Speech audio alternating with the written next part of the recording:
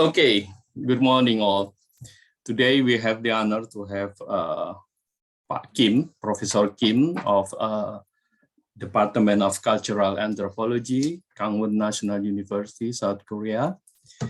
He will discuss with us about the Southeast Asia development and how culture is important in this field. So Pak Kim will present the class, will present the lecture in English, but I know, and we already know that Pak Kim also is fluent in Indonesian, so the class will be conducted both in English and Indonesian. However, we do encourage audience to do it in English. So without further ado, I will leave the class to Pak Kim. Pak Kim, please, the class is yours. Yes, thank you, Rimbo, and good morning, everyone. And I'm very glad to have a chance to talk to you. And this is my first time to the lecture for Pajajaran, because my base in Indonesia is Jogja. So usually those who I meet in Indonesia are from Jogja. But today, yes, I know that all of you are from, are studying in Pajajaran, which is located in West Java, Bandung, and I'm very glad to have a chance to talk to you today. I'm staying at the moment in Korea, South Korea, and we are quite far away from, I'm quite far away from Indonesia, but I hope that that sort of distance does not block us to meet and discuss about things in Southeast Asia. I share the presentation of mine, and we can talk about that together. I hope it. Can you see the presentation of mine? Yeah. Yes, sir. Great. Hang on. Oh, yeah. So I pick up the topic of economic development in Southeast Asia, but actually I did not give. I'm not going to give you an overview of the theories of economic development in Southeast Asia or in developing countries in general. Rather, I'm focusing on one specific topic, something related to labor. So I'd like to compare the economic development in Southeast Asia with that in Northeast Asia, especially Korea, because I'm Korean and I'm quite familiar with situation in Korea. So I'd like to present why there has been difference in the speed of economic development in Southeast Asia and Northeast Asia. And we can approach this problem from the perspective of labor, how to use labor. So yeah, please listen to my lecture. And if you have any questions later, we have some time for discussion.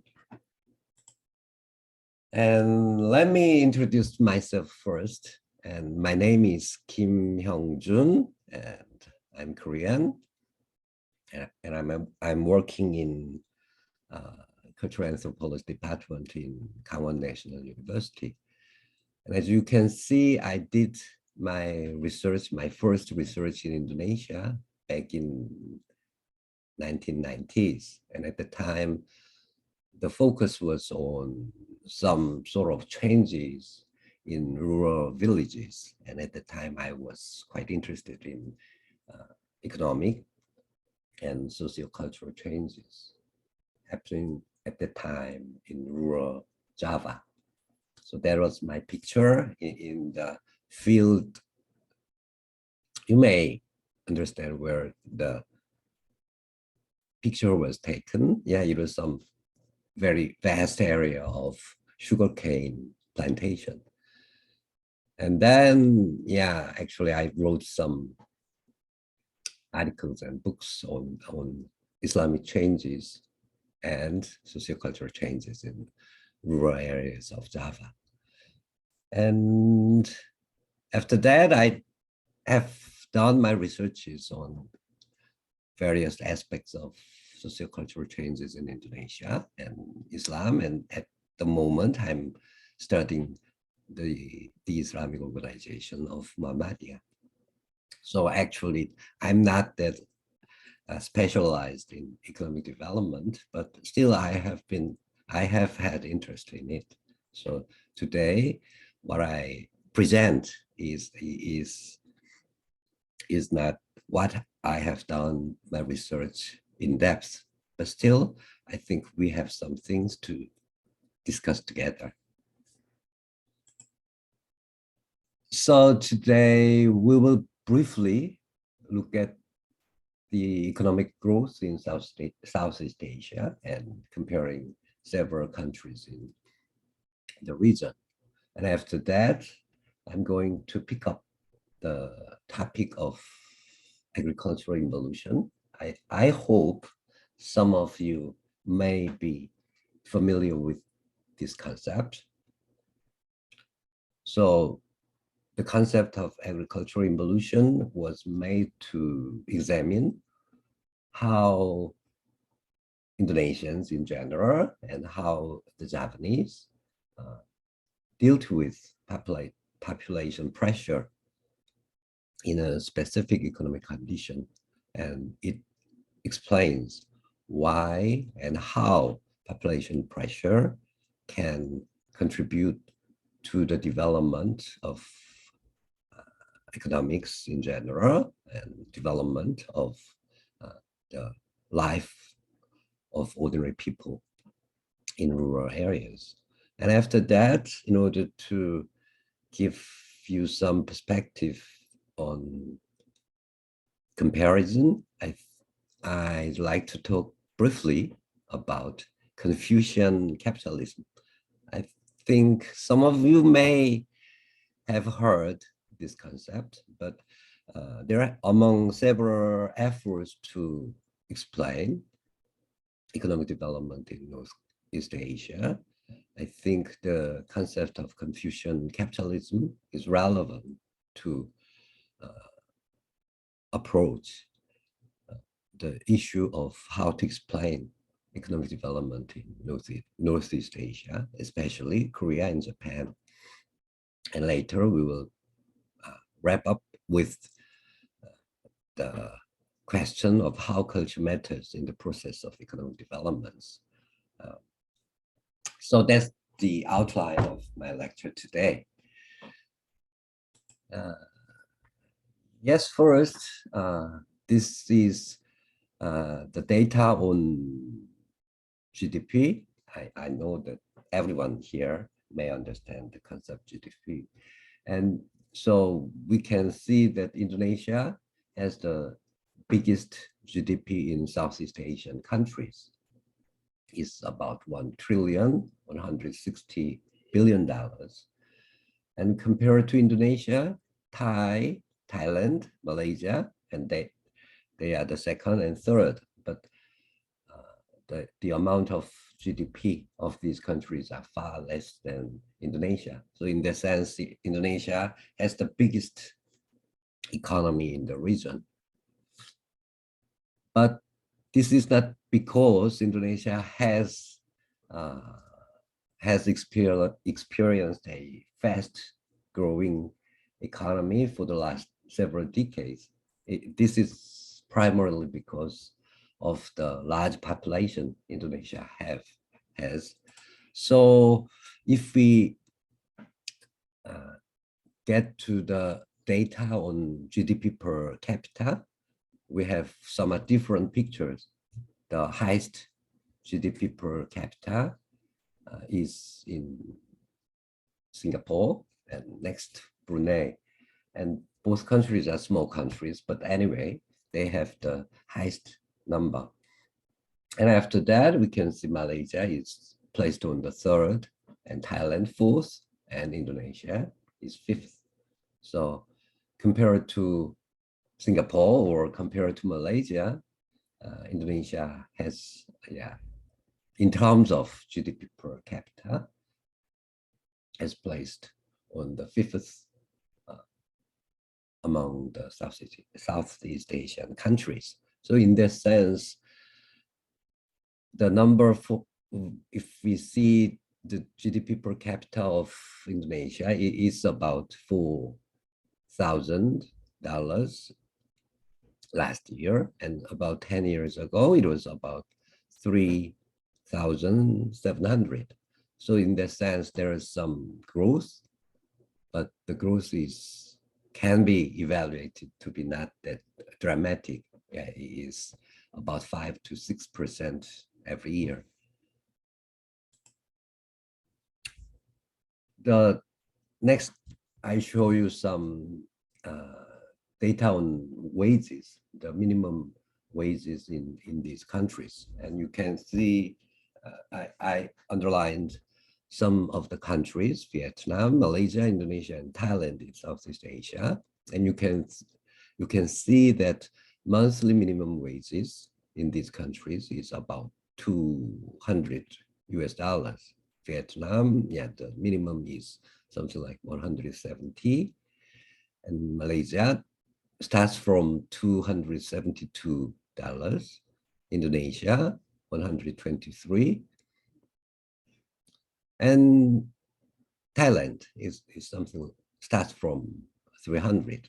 And there is some difference, but roughly we can say that the minimum wage per month is about $200.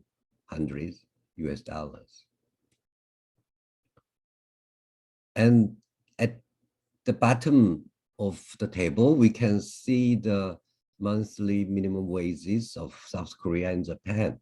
And in the case of South Korea, we can see that it's placed about 1,882. And in the case of Japan, it is, the range is between 1,800 to 2,300, something like that. So compared to monthly minimum wages in Southeast Asia, those in Northeast Asia, especially South Korea and Japan, are quite high.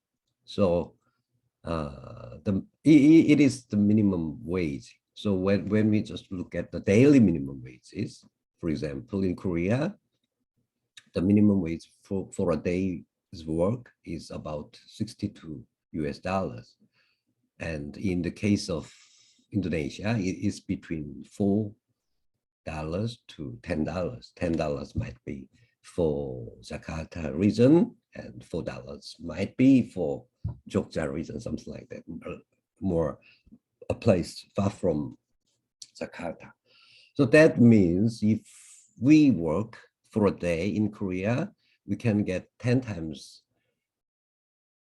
wages, which is 10 times higher than that in Indonesia. So the minimum wage is quite high in Korea and Japan.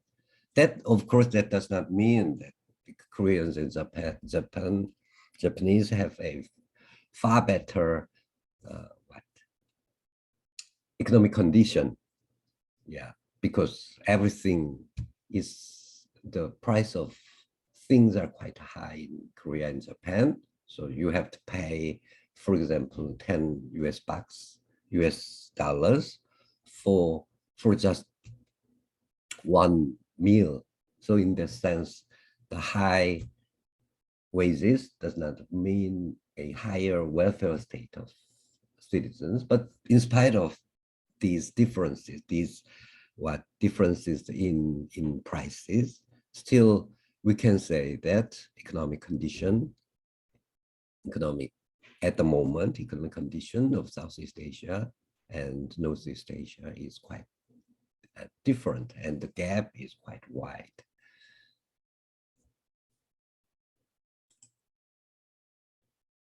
So if you compare GDP per capita between these two regions, yes, Singapore is the highest, but it is a small country, so we can make it some exceptional cases.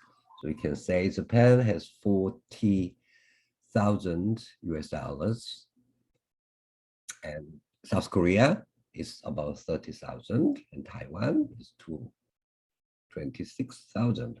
So countries in those East Asian region have higher GDP per capita compared to those in Southeast Asia. So Indonesia, 4,000, about 4,000, and Malaysia, 10,000. So there's the present situation when we just look at the numbers. So if we just use these numbers, Japanese are 10 times higher than Indonesians. So that's the reality. And if we look at the direction of migration labor, yeah, almost all of them are from Southeast Asia to Northeast Asia. The flow of labor from North to Southeast hardly seen, hardly found out these days. So that's the condition that I would like to talk first to you in order to contextualize the topic of context today. And this is the graph to show the gaps in GDP per capita between Korea. I just pick up Korean case and Southeast Asia from the year 60s to 95. And if we look at the lines, there is some thing that we can comment on. So is there anyone who can say anything about this graph? So we have Malaysia, Thailand, Philippines, and Indonesian lines, and we have Korea at the. So among students today who are present, could you tell me anything about the particulars of this graph? Yeah, in 1995, the gap between Korea and other Southeast Asian countries are quite wide. So, for example, in 95, the GDP per capita for Koreans are more than 10,000. It's about 12,000. But in the case of Malaysia, it's about just above 4,000. Thailand, something like 2,000 to 3,000. Indonesia, less than 2,000.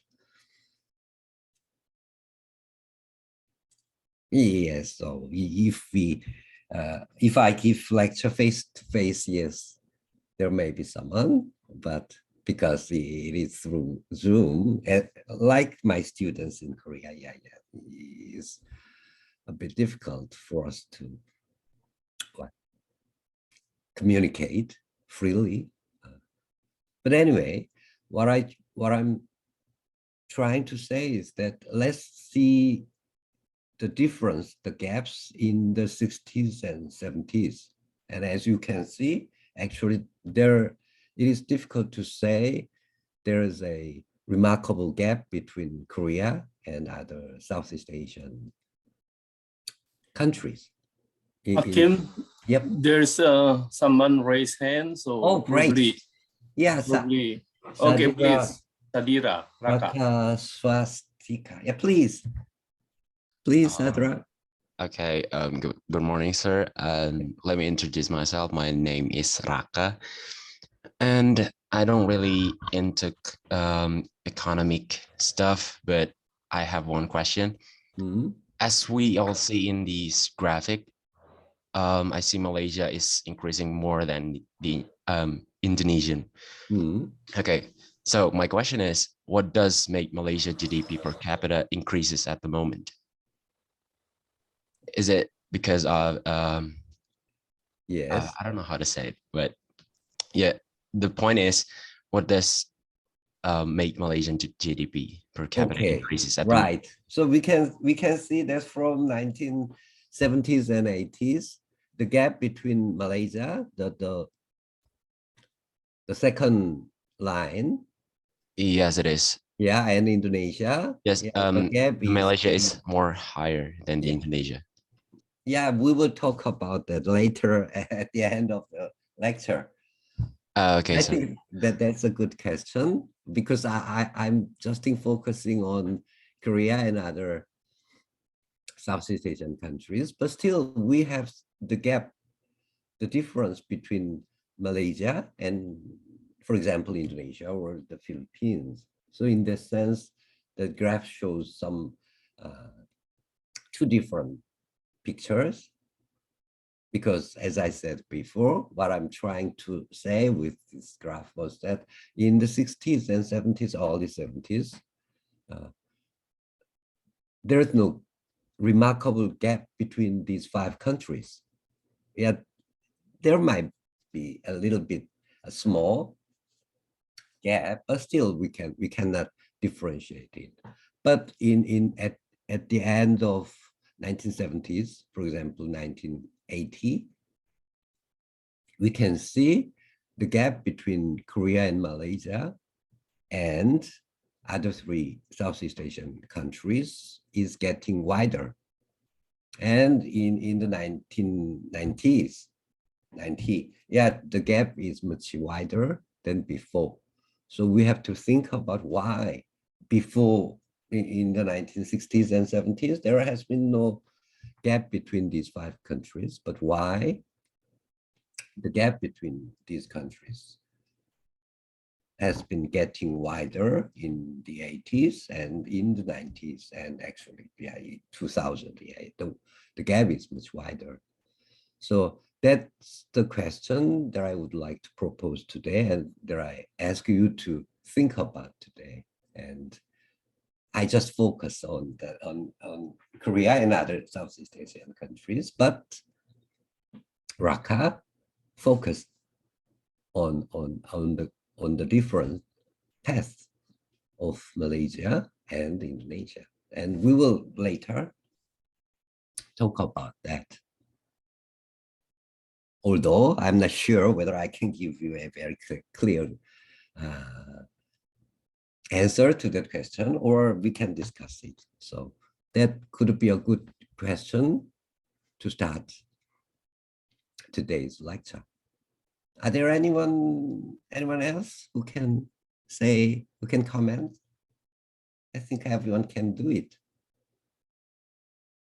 as Raka did. Good morning, Prof Good Kim. morning. Yep. Rimo. Yes. Yeah, I can hear. Yeah. Yep. Yeah. Let me introduce myself. My name is Wiyanti. I'm sorry. No worries. Yeah. Wait. Yeah. When we have to compare between countries, I think it will be fair enough if we have now the same, let's say, the same knowledge about each countries. So let's say in my opinion that in this class that we have knowledge about Southeast Asian countries. So now I would like to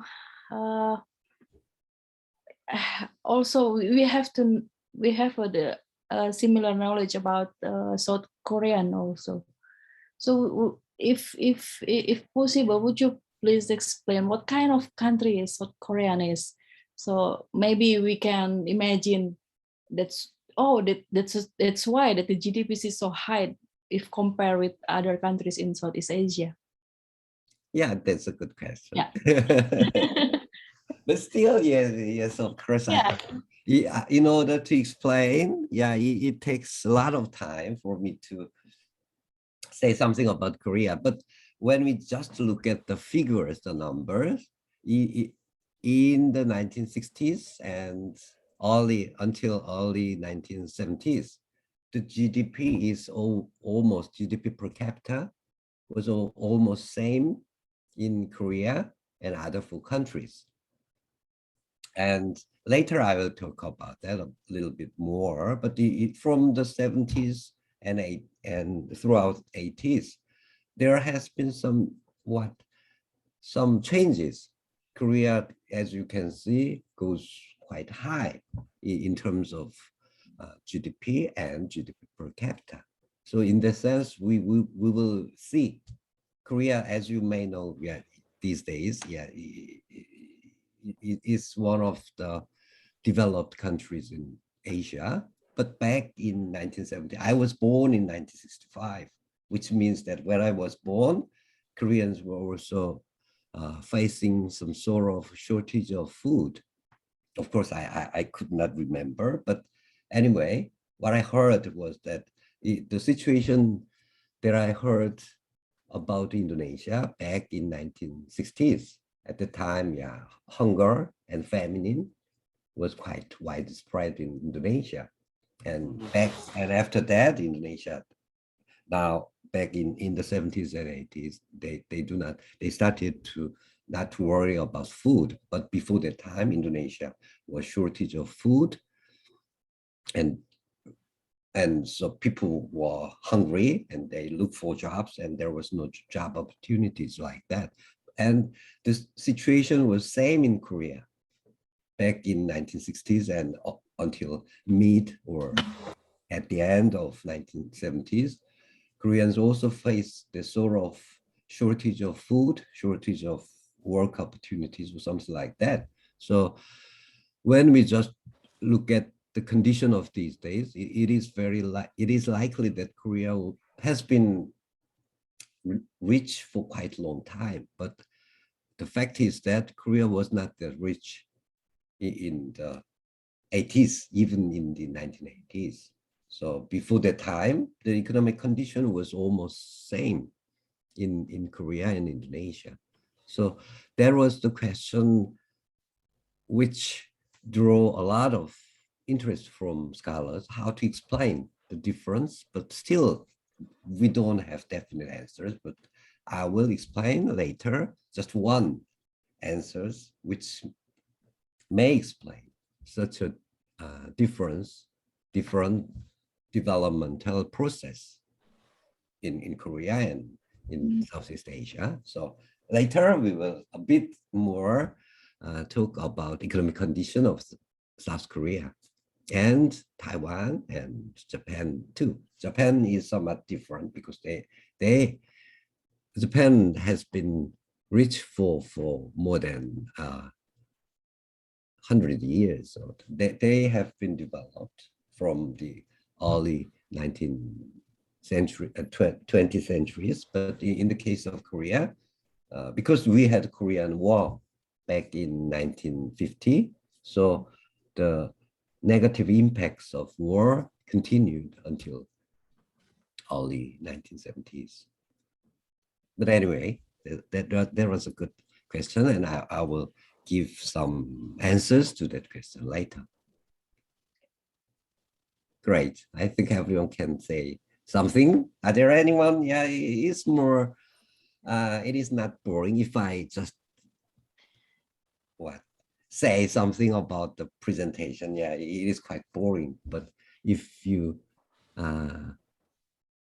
participate in the I think it's very interesting because based on your explanation that in South Korea and Indonesia back to 60s, 70s, it's in a similar situation in economic condition. And why now it's very large gap between South Korea and other countries in Southeast Asia in GDP. So it's quite question need to be answered then.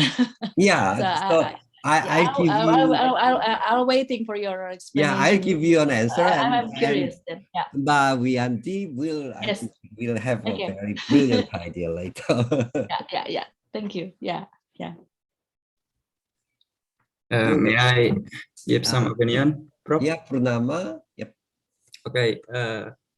You say earlier that in 1660 or 65, Korea and Indonesia have similar economical.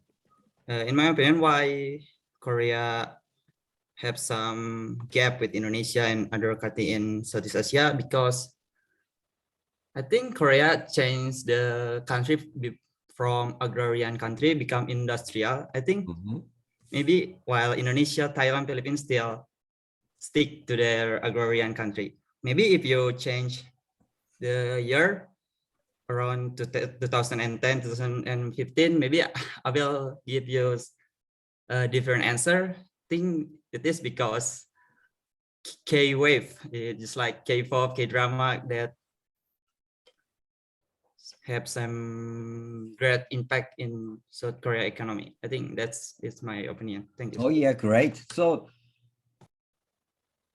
I don't know exactly your name, Raihan, or your panggilan, but anyway, Mas Purnama gives us a very good idea that he said that Korea becomes more industrial, but in Southeast Asian countries, agriculture is dominant. So that might be one reason why the economic gaps between these two regions have made for the last half centuries. I think that I agree with your ideas. So today what I'm trying to say is why Indonesia is still, or Indonesia or Philippines or Thailand are still based on agriculture, while Korea changes its economy from agriculture to industry. So that could be a very good answer. And at the same time, we have to ask further questions why there has been some shift in economic composition of the country.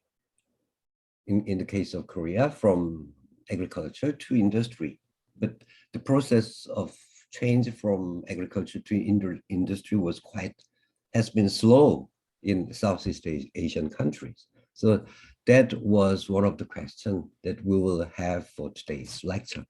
I'm very grateful to Mas Purnama for your commentary and question. Yep, great. Thank you, sir. So yeah, we will go on. Are there anyone? If not, yeah, let's go on. So as Mas Purnama said, Korea is now quite industrial country, and you can see the contrast between these two regions. Yeah, Korea represents Northeast Asia. But anyway, the picture on the right side is from Korea, and the picture on the left side is, I'm not sure, is from Southeast Asia, whether it be Vietnam or Indonesia. Sorry, I cannot say. But anyway, so you can say that still a lot of manpower can be seen in the rural areas for harvest. But in the case of Korea, we don't have people, laborers in the paddy fields. What we can see is just machine. So that's the different picture today. And so we will see why these differences have taken place for the last half centuries. For this, I would like to show you a different picture. So this is the picture which is quite familiar with you. I hope so. So this is the picture of McDonald's in Indonesia. Yeah, it's a user picture. And in the next slide, we can see the picture of McDonald's in Korea. Are there anyone who can tell me about the difference between, yeah, McDonald's is the same global company, and they have, yeah, the same global, same network, and the same franchise stores in Korea and Indonesia.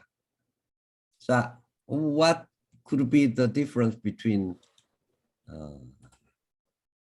Indonesia and Korea? Well, as I see it, that in Korea, there's not a lot of labor that works there. And then I don't know how to manage their order, I guess, because if the McDonald's has a lot of visitors there, and then how do they maintain their order? I guess there's yeah. Back to the topic, there's not a lot of labor that works there. Yeah. Sorry, I cannot see your name. Raka. Raka. Sir. Oh, Raka, Yes. yeah. The previous student who give a comment. Yeah, and that's the answer that I expected. As you can see in the kitchen counter of Indonesia, yet of course there are a lot of guests here, and in the case of Korea, the guests seems to be less, but still you can see a lot of laborers, karyawan, in the counter of McDonald's, counter and kitchen of McDonald's in Indonesia. But in the case of Korea, you can just see one or two of them who manage the store. So we can raise the question, how can they deal with guests, customers? And it happens that they can deal with it, which means that they have to work more diligently and in order to satisfy the customers. So suddenly in Korea too, a lot of customers come to the store and one or two laborers have to deal with them.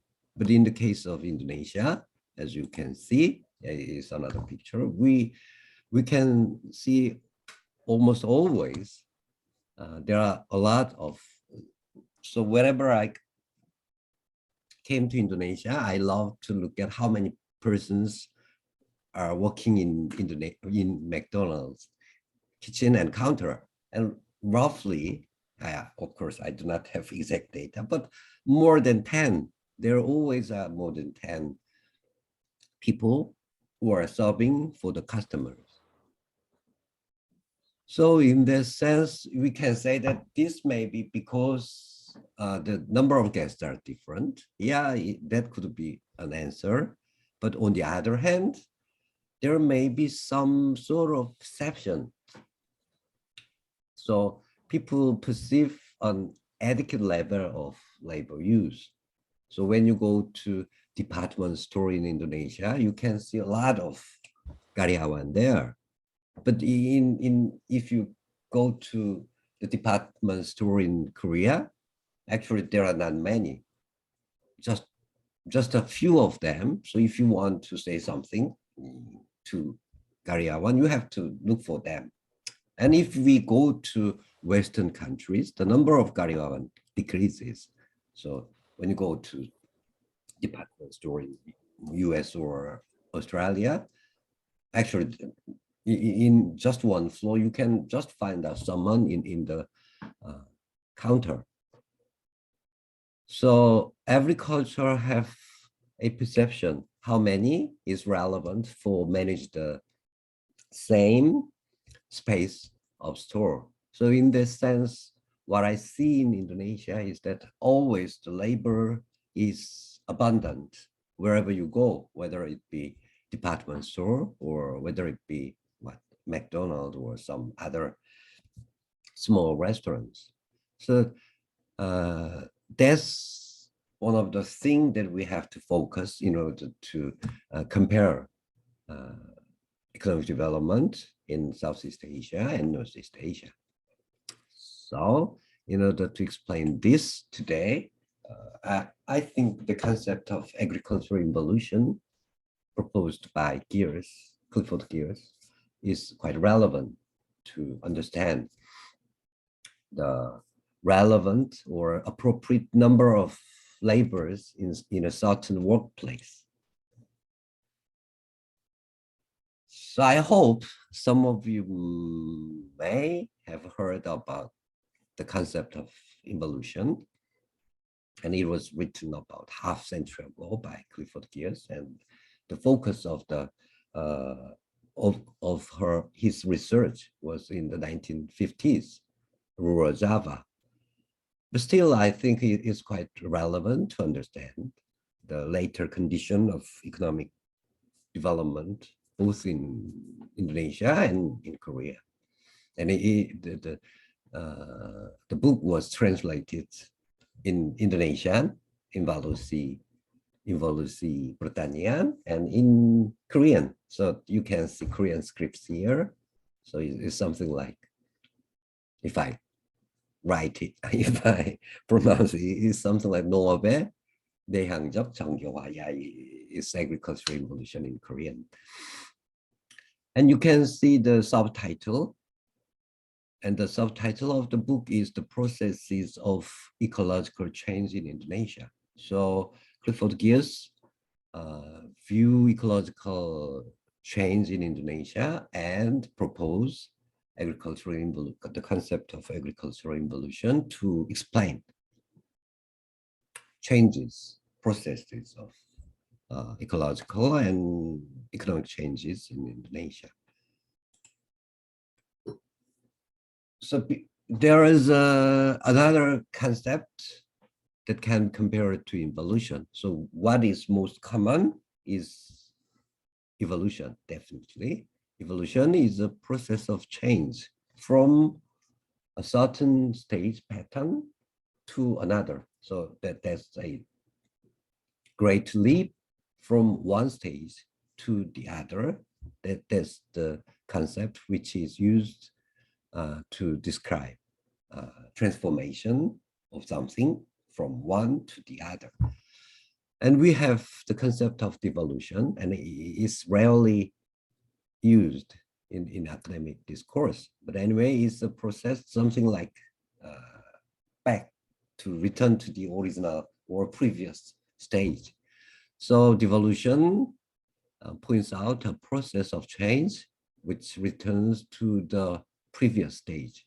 Yeah, it is a bit difficult to find out devolution in the real world, because we always, when we change it, we usually do not like to go back. But there is some revivalism in for example, religious change. People, there has been people wants to return to the original state. So in religious areas, we can find out the sort of change which can be called devolution, but in some technological or economical or ecological areas, it is not that easy to find out devolution. And Clifford Geertz proposed a concept of involution. So it means a process of change within a stage. It is not a change from one stage to the another, one pattern to the another, but is a change within a stage, within a same pattern by internal complication, complexification, and elaboration. So according to the words of Geertz, so I quote from the book that those culture patterns which, after having reached what would seem to be a definite form, nonetheless fail to stabilize or transform themselves into a new pattern, but rather continue to develop by becoming internally more complicated. That's the definition of involution by Clifford Geertz. So when we talk about some sort of change, we always think about a change from one stage, one pattern to another. But for Geertz, what we should focus is a very delicate, a gradual change within a pattern. So that could be also a change which brings significant impact on people's lives. So if I'm not wrong, I can apply Clifford Geertz's ideas on the development, on the changes of mobile phones. So we can see the mobile phone at first appears in 1980s, and from early, from that time until early 2000, we can see there's a small changes, elaboration, complex, make mobile phones complex. But still, we cannot say it is something like an evolution, because even if the forms has been elaborated, forms have been more complex, but the basic pattern is same. The mobile phone is just to communicate in voice. So it still is a phone. But from 2000, from at the end of 2000, we can see a new function has been added to mobile phones, that is internet. So we can say evolution from one pattern of mobile phone to another pattern with the addition of what? Addition of internet connection.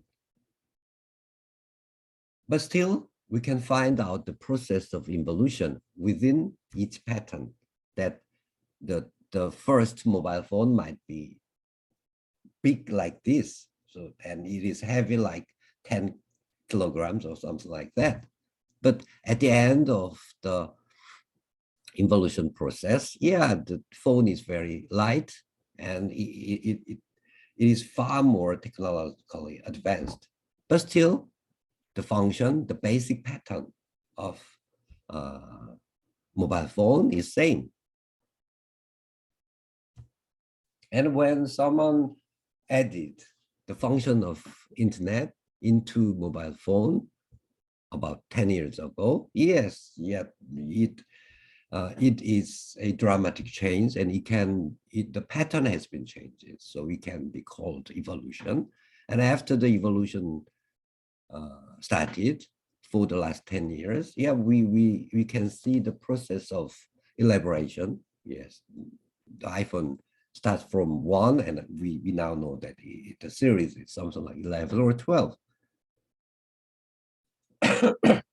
So in that sense, evolution is the process within a certain pattern, but it still keeps changing with elaboration, make the functions more complex. So he says that when we look at changes in human society, we can find out two processes. One is evolution, a dramatic change from one pattern to the another. And the second is involution, a change within a certain pattern. So if I'm not wrong, my description is not wrong, I think it can show the difference between the concept of evolution and involution. And with this concept, now we can say that we can see how Geertz apply this concept to understand the situation in Indonesia. So he said that, let's look at the graph on the left. So it's a graph on the projection of population growth made in 1926. And it projects that the maximum inhabitants in Java, in the island of Java, could be 45 million. And after that, above that, which means that people cannot live in Java because it is overcrowded, is just projection. So the graph shows that 1925, look at the right side of the column, 1925, the population in the island of Java is about 35 million. So because the maximum population in Java should be 45 million, the graph projects that the maximum population capacity of Java may be reached in 2000. So the graph is quite, the growth is remarkable in the later 19th century and early 20th century.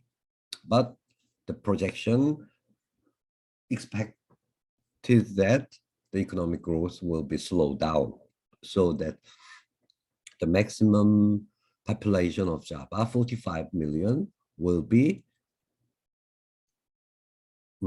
fulfilled in 2000, the year 2000. That was the expectation about 100 years ago. But on the right side, the actual population growth was really high. So in 1940, the population of Java reached 47 million, which means the maximum inhabitants of Java projected in 1926 was wrong. So after that, 1950, the population reached 50,000, and now the population of Java is more than 100,000. So we can say that the population growth in Java was extraordinary. It was really rapidly expanding. So Java could not accommodate more population already back in the mid 20th century. So what Clifford Geertz saw in Java at the time, at the 1950s and 60s, is something, a place overpopulated. So there are too many people. That was the population condition Clifford Geertz find in the mid 19th century in Java. And then he thought about two possibilities. We can see intensive population pressure, intensive population growth in Java. And then he raised the question, how to deal with this intensive population pressure. And he gave us two possibilities. The first possibility is to push growing population to outside.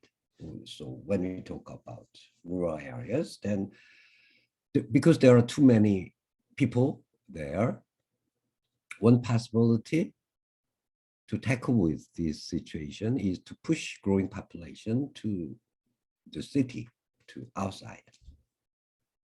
So there are heaps of urban slums in Bandung and in big cities, but still, he said that, Clifford Geertz said that, that's the one way, a step to evolution. If there are too many people in rural areas, they have to push them to the city, make them migrate to city, because they cannot afford such a great deal of people in rural areas. And the second possibility, yes, talk about is to accommodate growing population to inside. And it can be a step to evolution, which means that there are more people in rural areas and people try to accommodate them into rural areas with some strategies, with some tactics, with some ways that they can find out within rural areas. So what Gears tried to say was that in the case of Indonesia, especially Java, the possibility that was taken was the second step. They do not push people to urban areas. Instead of that possibility, they try to accommodate them within rural areas. And in the case of Japan and Korea, the way they choose was the first possibility. They choose a step to evolution. So there are too many people in rural areas. They push them to the urban areas. So there are more urban slums in Japan and Korea than urban slums in Indonesia. And in order for people in Java to take the second possibility, we have to think about the ecological characters of Java and Indonesia in general. So there is a very unique ecological feature of Java. So Java is ideal climate for agriculture. The soil is really fertile and water is abundant. So in this sense, it is a place in the world which is most fertile. And you can see a lot of volcanoes in Java. And in West Java, we have a lot. And in Central or in Eastern Java. So the volcanic eruption always provided good soils, good fertilizers to soils. And even if there are some drought, still we can see that water supply is quite stable and abundant. So in that sense, Java has the best environment for agricultural development. So he says that a little addition of labor can certainly bring a little addition of harvest product. So because everyone here live in Java, you may understand, if we put more labor in agricultural land, the production increases always. So that could be a picture which is not that extraordinary, but the picture cannot be applied to Korea. In Korea, we do not have a ideal climate for agriculture. We can just plant one crop per year. So we have a very cold winter. So we can just plant rice once. We cannot plant rice twice. So the climate ecological condition was very poor in Korea and Japan. So we don't have good soil for agriculture. We don't have enough water. So the production of agricultural goods are limited in Korea. So in that sense, Java is given by God a very good environment for people to live. So that was the ecological condition of Indonesia. So what Gears was proposing was that faced with population growth, Javanese farmers opted to accommodate the growing population by elaborating their agricultural techniques and labor mobilization. So because of the ecological condition of Java, addition of labor input, they can add labor input to every agricultural process, like plowing, planting, weeding, fertilizing, water management, and harvesting. So if you put more labor into agriculture, you can get more production.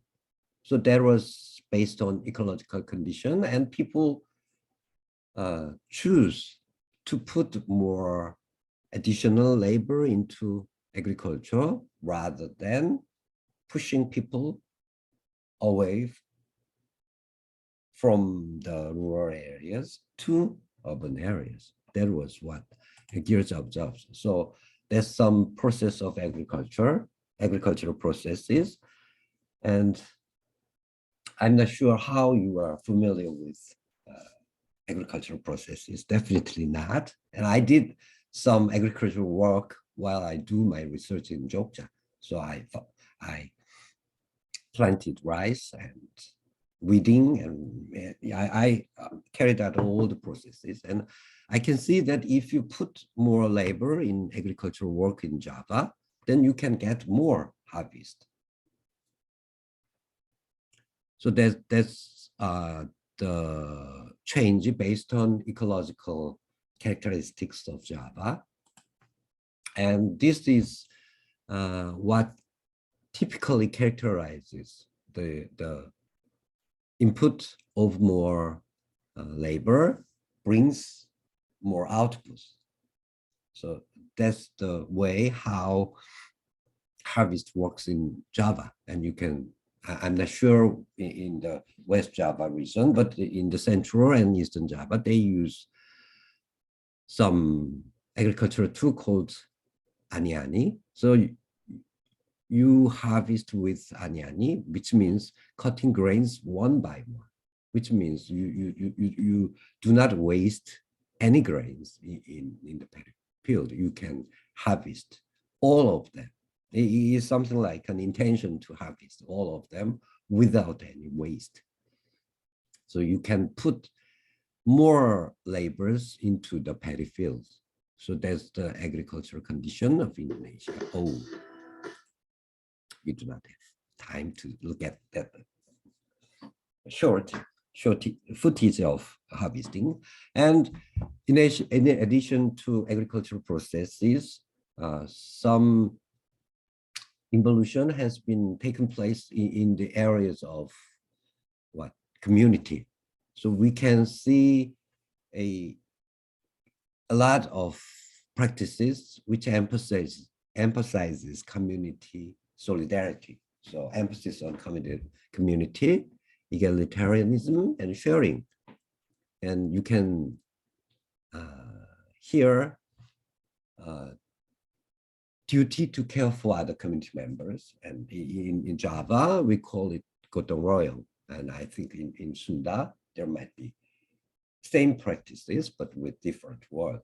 So people emphasize it in rural areas of Java that we have to share together. We have to think about the poor. We have to think about those who are needed. We have to give them some work, provide food or something like that. So this sort of culture is also a part of evolutionary process. Gears talked about in Indonesia. So, and we can see heaps of collective rituals in Indonesia, in Java. So we have in Java, we call it Selamatan or Nyadran. You do it in individual house or in community field. So the rituals, religious rituals and community spirits have been emphasized strongly in Indonesia, in Java, which means that you cannot let people hungry, let people die with hunger. You have to give them, you have to provide them food, even if small, because we belong to the same community. So that sort of community spirit has been developed in Indonesia, in Java, which means that you cannot push people to the city. You you try to find out ways to give them some work in order for them to survive in rural areas under population pressure. So the last part, last argument of Clifford Geertz can be summarized with the concept of shared poverty. So I read some of the quote from Geertz's work. So under the pressure of increasing numbers and limited resources, Javanese village society did not bifurcate. Bifurcate is differentiated. As that of so many other underdeveloped nations, into a group of large landlords and a group of oppressed near south. Rather, it maintained a comparatively high degree of social and economic homogeneity by dividing the economic pie into a steadily increasing number of minor pieces, a process to which I have referred as shared poverty. Rather than haves and have-nots, there were only cukupans and kekurangans, just enough and not quite enough. So what Geertz says was that with some population pressure, people in Java did not choose to make people out to the village. They try to accommodate them into the village. So this means that differentiation of rural population was prevented. Increasing population should be accommodated within the rural communities, which means that this process prevented growth of rural capitalists and urban proletariats. The differentiation of rural population has been slowed down, which means that rural capitalists did not appear in Java, which means that industrial development, which should be based by capitalists, the capitals, those who have a lot of capitals, could not develop in rural areas of Java. That was the ideas why Indonesia, rural areas in Java did not differentiate into those capitalists and those proletariats, but they emphasized co-sharing of food, sharing of ritual, sharing of community, or something like that. So the way to evolution has been hindered, and the dominant form was evolution. They put more labor into agriculture in order for more people can live with the same area of paddy field. That was the idea proposed by Geertz. And so this is the degree of urbanization in Indonesia, in Thailand, as two countries in Southeast Asia, and Japan and Korea. And as you can see, the pace of urbanization was quite rapid in Korea. In the case of Japan, it was already urbanized 1960s. But in the case of Korea, you can see the graph was quite rapidly going up. But in the case of Indonesia and Thailand, the degree of urbanization was gradual and slow. And this was possible because agriculture can accommodate the increasing number of population with agricultural evolution, with elaborating agricultural techniques and cultural customs. So as you can see in Korea, the increasing population was pushed into urban areas. and yet they live in the urban slums and find out jobs there, and they cannot find out neighbors who can support their lives. They have to live by themselves. That was the destiny of Koreans. But in the case of Indonesia, and in some sense, Thailand too, they can live, they can stay, even if there's not food and there's a lot of population pressure, but still they can stick to their life in rural areas, and they can find out a small bit of food. So there was a big difference, and that's reflected in the process of urbanization in Korea. So let's back to the question of comparison between Northeast Asia and Southeast Asia. And you can see, as we have seen before, that the GDP has the gap between North Korea and Northeast Asia and Southeast Asia has been widened for the last 50 years. And we can say that those who have progressed, who witnessed a rapid economic development, has a similar background. We call it Chinese, something like Chinese civilization. So we have shared some Confucian ideas, and we have shared some Confucian Chinese cultural influences. And it is just one example. So as you can see, the left one is Korean, and the center one is Japanese, and the right one is Chinese.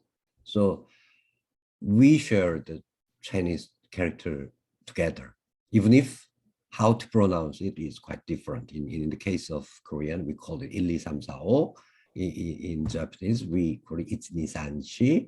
And in Chinese, we call it 1, 2, 3, 4, something like that. So we pronounce it differently, but we share the Chinese character together. In the case of Japan, they still use Chinese character heavily. But in the case of Korea, these days, we generally don't use Chinese character, but still the background of vocabulary in Korean is from Chinese character. So we say that the countries which have witnessed rapid economic development in 20th century, Korea, Japan, and in some cases Taiwan and Singapore and some mainland China, they are also witnessing these days quite rapid economic change. All of them have some sort of Confucian background. And in the case of Vietnam, it's a bit controversial. On the northern side of Vietnam has been influenced by Confucian, but in the case of southern side, yeah, the influence was quite restricted. But anyway, so the main areas under the influence of Confucianism is Korea, Japan, and of course, China. And what is the characteristic of Confucian ideology? I just write down a few, which is relevant for today's lecture.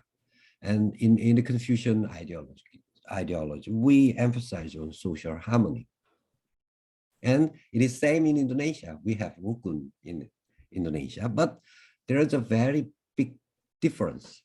In the case of Confucianism, social harmony can be achieved by some sort of pressure from the above. So it is perceived that social harmony can be achieved by accepting social order and hierarchy. So if we accept the presence of, for example, king or presence of higher authority, then social harmony can be achieved. So it is quite, social harmony is in the face value is same to rukun in Indonesia, but the substance of rukun and social harmony in Confucianism is quite different. So you have to submit to family, or kinship group or nation in order to achieve social harmony. That's the basic idea.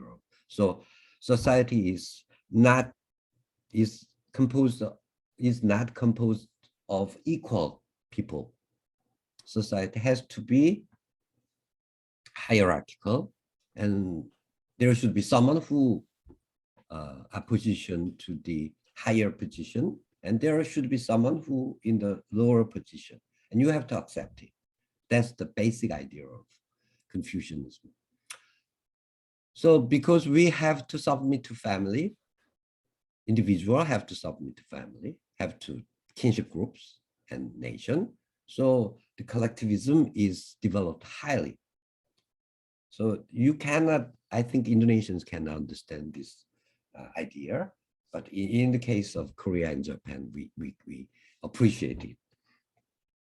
Although it is quite hated these days. So it is said that one success, an individual success, can be equated with family success. So when I extend this idea to nation, one individual success can be equal to nation success. And when we reverse the phrase, which means that nation success can be individuals equal to individual success. So collectivism is very strong in Confucian ideology. And the next two is something like the cultural aspects of Confucianism. So there's an emphasis on learning and respect to the learned, and an emphasis on hard working. So these two are not directly related to collectivism, but still, yeah, it is the ideas of Confucianism. You have to work hard and you have to try to learn something. So that these are the ideas of Confucianism. And the idea of Confucian capitalism says that these characteristics of Confucianism brings very positive impacts on economic development, especially on the early phase of economic development. Yeah, it is controversial whether the sort of Confucian ideology is still relevant for the later developmental phase of economic development or not. It is controversial. But when we talk about the early phase of economic development, which means for Koreans in the 1970s, when as we see the economic condition was as low in Korea as in Southeast countries. So that was in the 70s and 80s was the early phase of economic development in Korea. And at that time, the scholars said that Confucian ideology has positive impact. So these are the positive impacts of Confucian ideology in economic development. So the first is that the state can be the subject of capital accumulation. As I said before, individual, family, and nation can be considered same. So actually the state should not be the object of capital accumulation, but in the case of Korea and Japan too, and Taiwan too, the state is the very important player in bringing about economic development. So states monopolize planning, economic planning, and economic executing. So it can bring about, according to the Confucian idea of Confucian capitalism, it can bring about effective and efficient distribution of resources. And the state was given an authority to select and concentrate on certain industries. So I present four big Korean conglomerates on the left side, something like Samsung, LG, Hyundai, or POSCO. POSCO is the steel company. So without assistance, without concentration of Korean state on these firms, Korea could not have such a big conglomerate these days. So at the early phase in the 70s, Samsung was a very small company. It starts from a company selling rice in the market.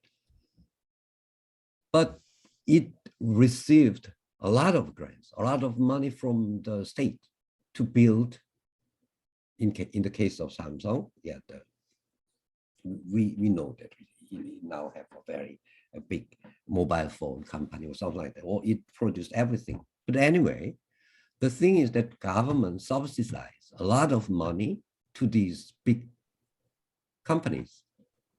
And these days, everyone may criticize that the state should not give privileged position to Samsung, LG, or Hyundai, something like that these days. But back in the 70s, when there's no big companies and only the state can accumulate capital, they subsidize heavily to Samsung and Hyundai. For example, when Hyundai started to build their car company, yeah, everything was provided. The infrastructure was provided by the Korean government. And after that, Korean government closes the automobile market. So foreign cars cannot be imported into Korea. Only Hyundai and other 3 big car companies, 2 of them are bankrupt these days. There was something like Daewoo, or there was something like Kia is still, but Kia is now affiliated with Hyundai. So there were 3 big car companies, and government subsidized all of these companies. And after that, when these companies could produce automobiles, then the government shut down the Korean car market from abroad.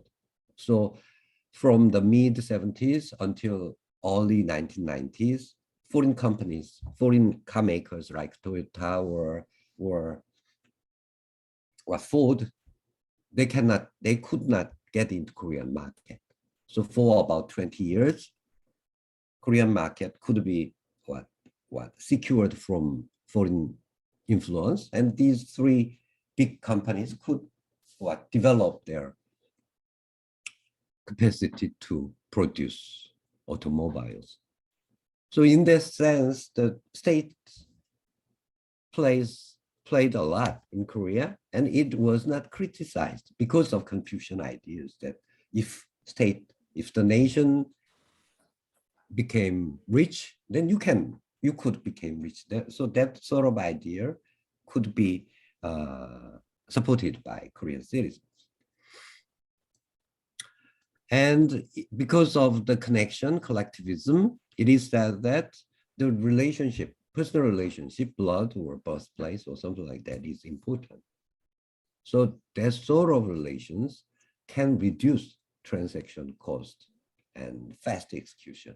So it is something like kolusi in Indonesia. So the kolusi among kinsmen, among people from the same place, people from people whose birthplace was same, they have made some connections. So it could reduce transaction cost, and it can make very brave execution. It can execute brave plans. So, for example, Indonesia cannot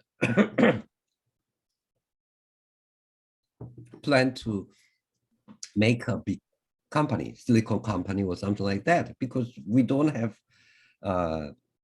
technology, we don't have capital. But in the case of Korea back in the 1970s, the state provides everything. And those who get privileges from the state have close connection with state based on blood or something like birthplace. And on the other hand, the state can oppress the labor movement. So the labor should laborers should took all the hardships because they were also based on Confucianist ideas that if the company succeeds, that means the success of laborers. Is there something like that kind of ideology? And the last one, because Confucianism emphasized learning, so the price of education and labor cost can be transferred to family. The family has to pay for the education of their children rather than the state have to. So these are the positive impacts of Confucian ideology on the early phase of economic development. So Confucian ideology is conducive to political stability, which is needed for economic development, and state-led capitalism. And it made possible large conglomerates to appear and operate in Korea, and it made it possible to reduce labor cost. So the picture in the left side is something like a movement in rural areas in the 1970s. And it was initiated by the state, by the Korean government, and they mobilized labor and resources. And it succeeded in producing rural capitalists, the capital, those who accumulated capital in the rural areas. And it was supported by the government, which means that those who could not survive in the project of government, they have to leave their country, leave their areas, and they have to go migrate to rural urban areas, because the rural areas has been diversified into two: those who have those who accumulated a lot of capital, and those who did not. And those who did not cannot survive in rural areas, so they have to migrate to Korea. So back in the 1970s and 80s, a lot of Koreans migrate from rural areas to urban areas.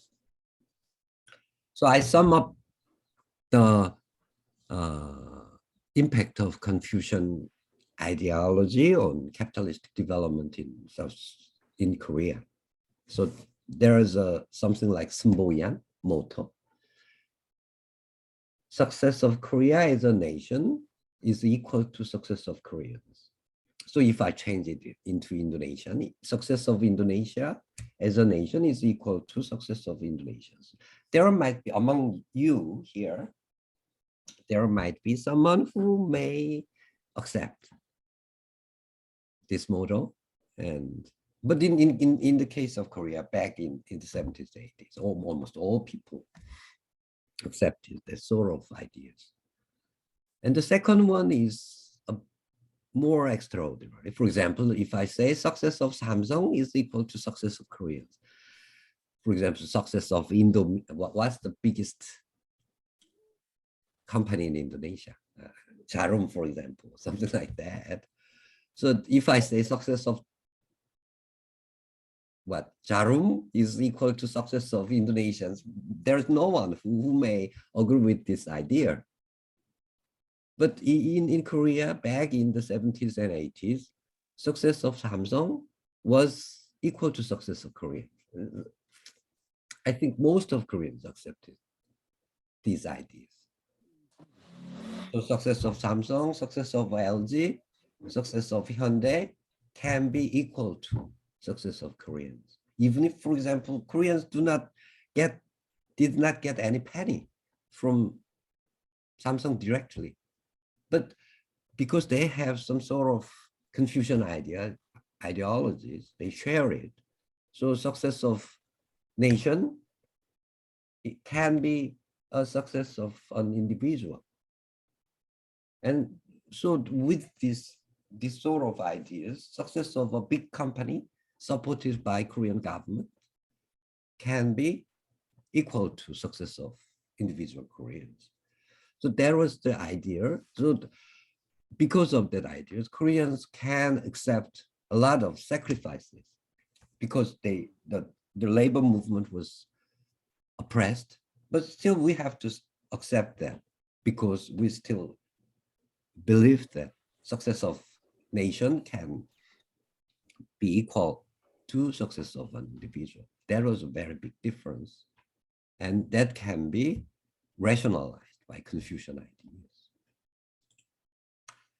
So because we don't have enough time, I just repeat what I have said. So to explain the different paths to economic development, it is necessary to understand what people know, want, perceive, and need. So today, I talked about agricultural revolution, and it also has impacts on how people live in the community. So Confucianism also impacts on how people live in the community. So Koreans give priority to the success of a nation, which is equal to the success of large companies and is equal to success of individual. That was the idea which stems from Confucianism. So the different paths do not mean, however, that Southeast Asia is not prone to economic development. Yet, Confucianism is particular to Northeast Asia. So even if Southeast Asia does not have Confucianism, definitely it can find out their own ways to carry out economic development. So what is needed is policies which are more delicately attuned to the particularities of local, social, and cultural realities. So in the case of Korea, the nation employed Confucian ideology to legitimize their involvement in economic development. But in the case of Southeast Asia, I think the stage is different. So the role of government is not that important these days for economic development. So you have to find out policies or ways which can accommodate local, social, and cultural realities. So to me, for the comparison of these two countries, these two reasons, a cultural perspective is quite important in creating successful development path or project. So a bit sorry because I could not present it clearly and in short. Yeah, while I was talking, I talked too much. So this is the ideas that I like to present today, and I hope you enjoyed, or I give you some material to think about to look at the different developmental paths between Northeast and Southeast Asian countries. Yes, we still have some small times, so I hope we may have some discussion if possible. Yeah, so that's what I prepared today.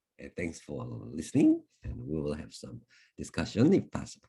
Yeah. Is there anyone who would like to share some idea or question or comment to Professor Kim's lecture? Is there anyone? Yes, Alisa. Yeah, there are two of Aditya. them. Okay, please, Alisa, you can say it in English or Indonesian, but better in English. Okay.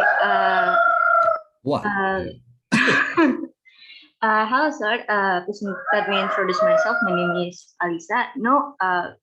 As you said before, that there are this thing called child poverty in Indonesia, ultimately in rural areas, and I personally think maybe it's not the originally culture that within Japanese people, but maybe isn't it? Maybe it is a product of colonialism. I think because even until 1920s, the monopolistic capitalism is all dominated by Netherlands in Indonesia, and we Indonesians, so-called back then pribumi, doesn't have that much access on how to be the good capitalist or how to produce much money. And even until after independence, and after 1945, we still have to face the military aggression from Netherlands, and maybe we live in shadow of Cold War, and so we don't have that much access to how to produce money, how to be a good capitalist, because we all live under oppression this way too long. Yeah. What about your opinion, sir? Yes, I think colonialism is quite important to understand economic development. But as I said before, one of the ideas that I present today is that back in the 1960s and early 70s, actually the economic difference between Korea and, for example, Indonesia is quite small. Korea also experienced colonialism and war, and Indonesia also experienced colonialism. So in that sense, for both countries, for example, for Indonesia and Korea, the 1960s was a very hard time for ordinary people to maintain their lives. So in that sense, colonialism brings a very important impact on the early phase of economic development in the independent countries. But still, we have to think about why after that, when the starting point was quite similar, why the gap has been widening after that. And for this, what I'm proposing is that we have to think about some different cultural aspects. For example, I really, if I say, yeah, the fact is that because of Confucian ideas or something like that, now Korea has much higher economic income. And in the case of Indonesia, because they are not that competitive, they are not that, in some sense, cruel to their fellow villagers. Their economic income is relatively low these days. And if I am forced to choose either of the ways, actually, I do not like Korean way, because it is quite competitive. It is quite cruel to those underprivileged. So if you are hungry and you are starving to death, in the case of Korea, yeah, just let them starving or let them die. But in the case of Indonesia, there are someone who are poor and who are in the weak position. The community tried to save them. The community tried to embrace them. So even if there is no rural capitalist in Indonesia, people can live their minimal lives. But in the case of Korea, there are some capitalists, and they did not care. They just let them go to the city to find out their own works or their own food. So in this sense, when we just look at the GDP or income or something like that, yeah, definitely Korea is higher in Indonesia. But when we think about which way is better, which way is more humane, I think we have a different judgment. So in that sense, I think colonialism has similar impact both in Korea and Japan, but in Korea and Indonesia. But after that, we have to find out some cultural factors to explain the difference. Yep. So that's my answer. And the next question might be Mas Aditya Arianto. Pak Kim, Yep. can I ask? Can I add something for a second, Pak Rimbo? Concerning the same issue with what Pak Kim just explained. Okay, please. Yeah, I just want to add some point. Is it not because there is a big amount of culture or ethnicity in Indonesia compared in Korea? So the way of life in the community and the whole society, it's different. And as far as I know, in Korea is not as complex as in in Indonesia. What do you think about it, according to the question of Alisa? Yeah, it is about how to explain complexity, but I think I agree with Buati that, yeah, in Korea it's much simpler than in Indonesia, because you have to think about a lot of factors in living in Indonesia, in social life. But in the case of Korea, it is quite individualistic, because the back before the economic development, we have was community life. But after that, it is something like a life in the jungle. If you are strong, you can win. If you are not strong, yeah, you have to lose. It's something like that. So the relationship is much simpler, and it's based on not on the community, but on your personal relation, blood, or something like that, or what the relationship based on school or something like that, birthplace. That's more important than the community you are living. So in this sense, I think more complex in Indonesia. All right.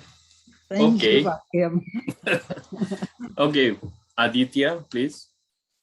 Yeah, thanks for letting go. Guys, thanks for Pak Kim for a great presentation. I want to ask about inflation in rural Java. That faced with population growth, Javanese farmers, instead of pushing excessive labor to outside, they opt to accommodate the growing population by elaborating their agricultural techniques and labor mobilization. Right.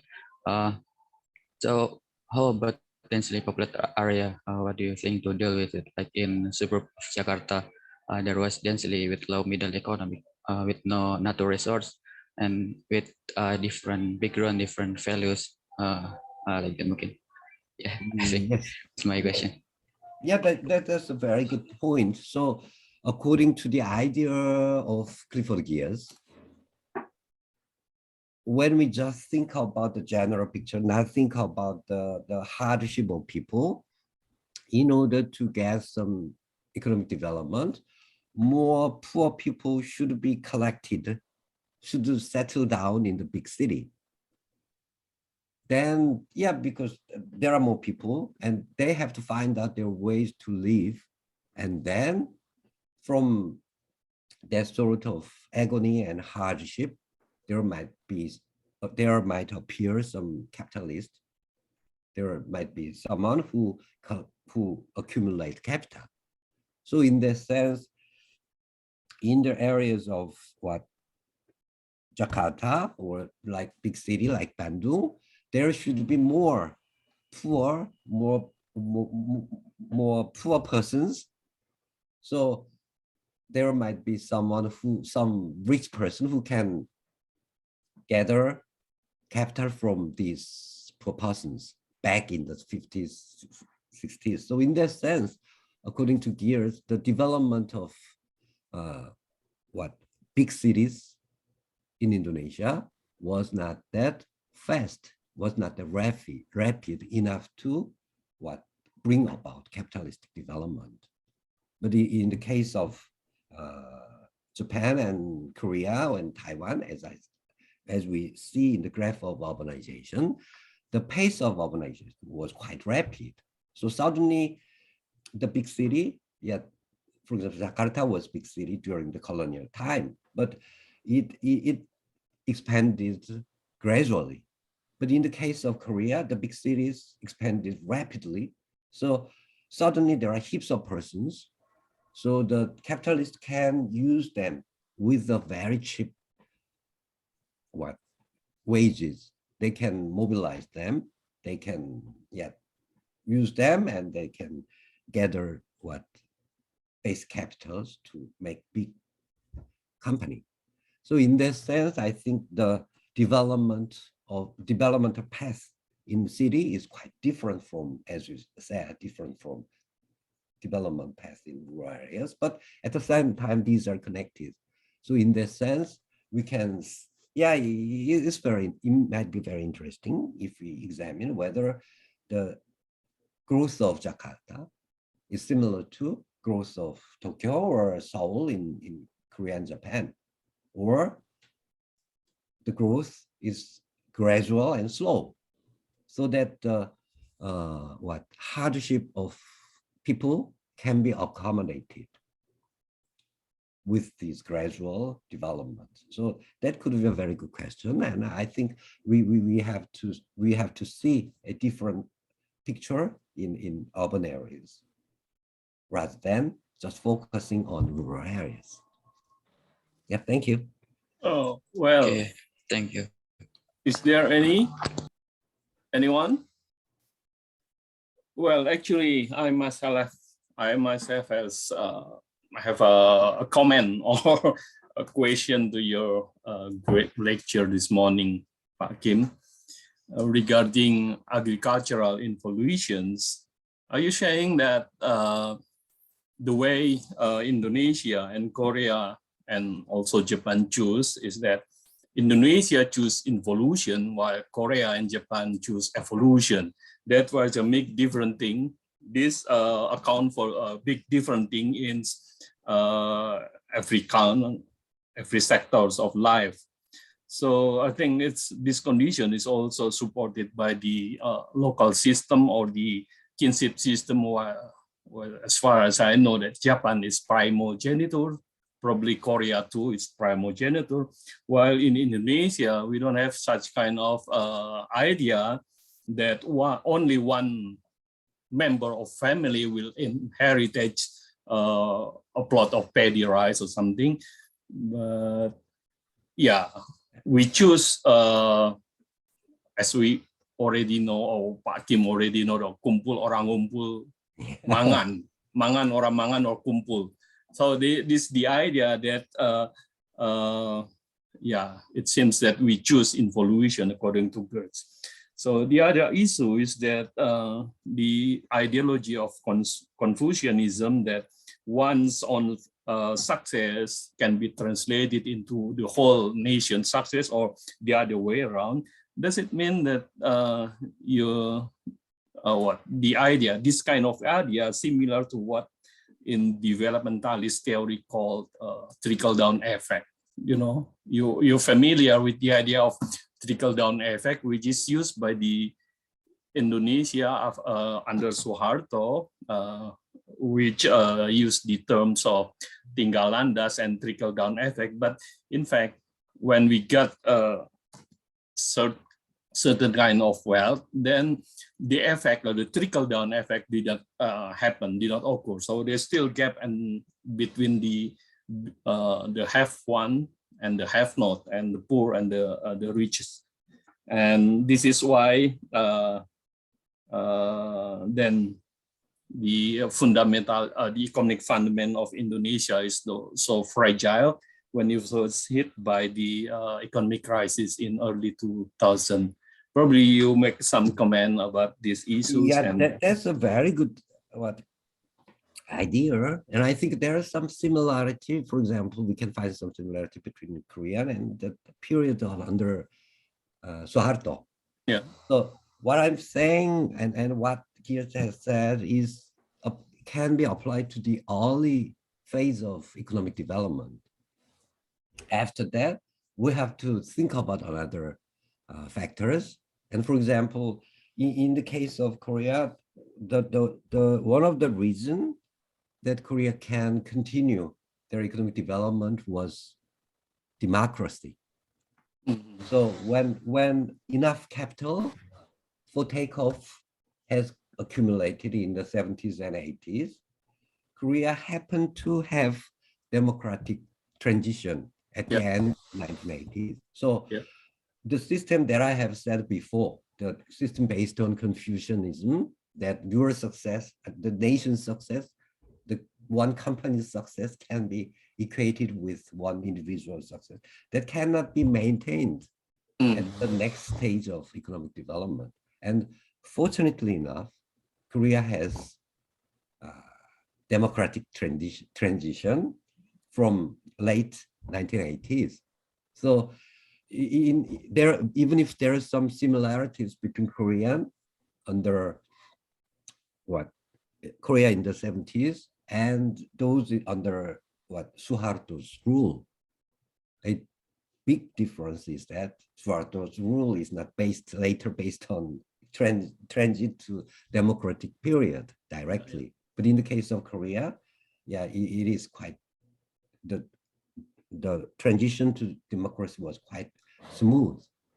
So in that sense, I think we have to differentiate whether it be the early stage or when the capital was not accumulated enough, but at the middle stage of economic development, when there are some capitalistic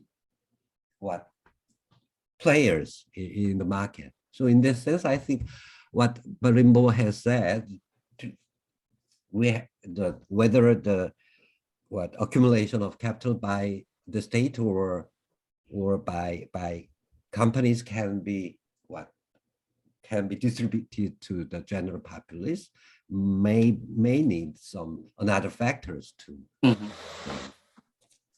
Yeah. And Okay. sorry but I have to go to another class. So okay. Well, yeah, it's about time to end our class. Yeah, anyway, we will see again next week. So next week we can talk a little bit more about this one too. Yeah. Okay.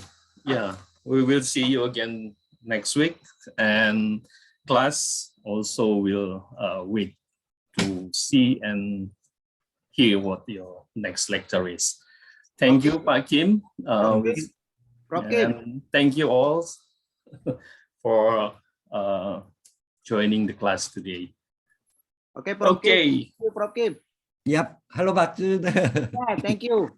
Yeah, so thank you sorry that I cannot give you enough time today, and so we will discuss a bit more next time. Yes, from the Antropologi Department, Universitas Pajajaran, thank you for very much for Prof. Kim to the lecture given today. Greeting to the lecture at the Department Culture Anthropology, Kang Yong National University. Prof. Kim, thank you. Welcome, and good afternoon, everyone. See you again. Yeah, thank you, Pak Kim. Goodbye. Thank you. Okay. So, minggu depan Pak Kim masih kasih kuliah masih tentang economic development, tetapi mungkin dengan topik yang sedikit berbeda. Mungkin teman-teman juga bisa lebih aktif lagi untuk diskusi, untuk tanya. Ya, kalaupun misalnya Anda sungkan dan segan menyampaikan dalam bahasa Inggris, ya Anda bisa gunakan bahasa Indonesia. Pak Kim sangat fasih berbahasa Indonesia, tetapi kita latih diri kita supaya kita juga bisa atau ya harus berkomunikasi dalam bahasa yang lebih universal begitu ya. Seperti itu harapannya. Jadi minggu depan kita akan ketemu lagi dengan Pak Kim, dan nanti kira-kira 3 minggu lagi kita juga akan ketemu Pak Kim dengan isu yang sedikit berbeda. Pak Kim akan cerita, akan diskusi tentang world view dan keragaman agama di Asia Tenggara, dan nanti dia akan membahas Theravada Buddhism di mainland of Southeast Asia. Jadi masih ada 3 sesi lagi kita ketemu Pak Kim, dan mungkin satu lagi sesi di akhir menjelang akhir kuliah kita itu wrap up, dan mungkin semacam kesimpulan atau katakanlah wrap up dari apa sih Mbak wrap up bahasa Indonesianya? Rangkuman keseluruhan perkuliahan kita. Jadi siapkan diri Anda untuk juga lebih aktif dalam kelas-kelas berikutnya. Seperti itu, kita tutup pertemuan kita 11.31 sampai minggu depan. Terima kasih, selamat siang. Terima kasih, Pak Rimbo. Ya, terima kasih Pak Jun sudah hadir dari tadi saya lihat. Oke, terima kasih. Ya, nuhun.